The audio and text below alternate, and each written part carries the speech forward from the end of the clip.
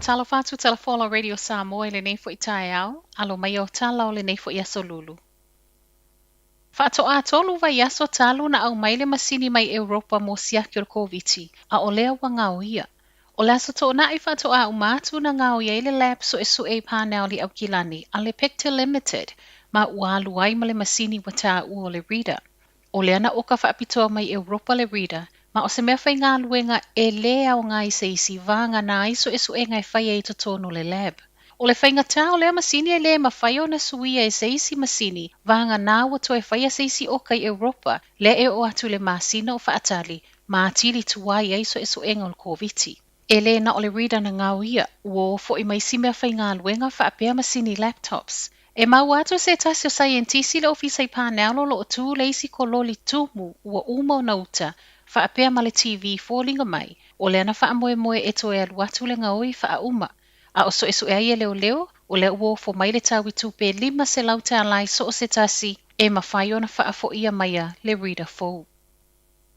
Ua polomisi pale mia i aoga, o le tapunia o aoga o le whaai unga mulimuli lava lea pe a faatetele le Koviti. O uputo mua i o le launga Jacinda a na nafi i le ulua i aso o le fono o le pale mene i lalo le moli lan mumu o le traffic light system o iai nei le atunu atoa. Na ia tā uai foi, le te leo le afianga o whanau Maori whaapea Pasifika, ai mai se a inga i maua la lalo tupe maua. Sau no Jacinda lo iele nau ta inga i atatala pea a onga whaapea a onga amata. Ma e whaato a tapuni pe a whai ua a fia le tele o whanau ma whai a onga le whaamai ma ua le saunga le muai o na whaawau po le whai a fwoi o tapu. Wa sauai fwoi malapata inga mai le pale mia e ono to e sau fwoi nisi vai rusi fōu o le Koviti le nei tausanga. Ma o le to e tatalo tua o i ono a fia e fwoi male to a tele i le sau o le fulu ai mai se o le a fwoi e le o to e mau o mai le tau malulu. E o atu i le 2 miliona tangata kiwi anga vaa mo tui maua fu o le fulu o le nei tausanga. Lua se lau 5 fulu afe tui o le fulu wa faamaonia o le afa atupe le malo e pui pui ai le atunu, ma e whai ai au noa mase totongi mo tina maitanga.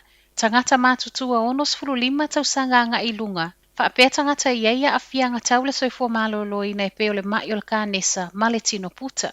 Mai le minista o le sauai o tui o le fulu o le afe soso ani lei fa le mai le tumutumu i tangata mau le fulu, a o whea ngai e fo i mal Koviti. O le tui le nei o le fulu e mawhai ona whai a whaatasi mo le tui o le Koviti, o se taime o iluma e whaalau tele mai ei tangata anga vaa, i tui mau fu o le fulu. Le fia le toa tele o tangata Ueligitone i te tetee na poloka i awala na nafi, a o a ngai e tuaile toa tele wha leo lo lato le langolango ino tapu ma le wha malo si o tui o le Koviti. Ripotia silia ma le tasi a tangata, ai whaitau se lau le tele o ta avale ma pasika na poloka i le taulanga Ueligitone ana nafi, ma o le tele na paka i lungo le awala ai sa vavali a ngai le mautafono. E ui lai le a fio fe malanga i ngā masani ma ngā luenga Ueligitone, to e se pākanga le toa tele, e le imana o le Council o Ueligitone whaasala ale le tu ina atu ia o tickets, pau o lea na whautua ina tangata whiawa i Ueligitone e tau ma mau ma awala na poloka. Ai se tali le Council i le News Hub o se whainga na whaia mo le saunga le mu. E ui le toa tele na awai lea te tee e le iei se tali mo i lato mai sui le mota. Ma o le mana ongo i lato nei, ia o mai le malo lato te feutaga'i. Peitai, uma le lea na nafi le se tala, ma o leo fo isa whaia le fono o le pale mene. E o mai le pōna pō leo wha atutu fa le ia i lungo malai o le mota, ma e fōlinga mai e ono vai aso atoa i fafo. O le umi o le afa atasitasi ai o lona winga, o le umi fo i leo le a fia i mawhewa inga masani i le taulanga i Ueligitone. Tala whaai o le tae au? Se fulu faaonga, ai se fulu aonga amata i totono le atunu ua tā ua mai ai cases faamaonia o le Koviti. Faamaoninga le mai le minista wa aonga na nafi ma e o mai le taimi na sawai reporti, e le ai se aonga ua tapunia ona o cases faamaonia, na ona faanofo e sea. Ma o loo a o onga mai le fale whanau e vāwala lata so o tanga ma whanau o faamaonia siaki.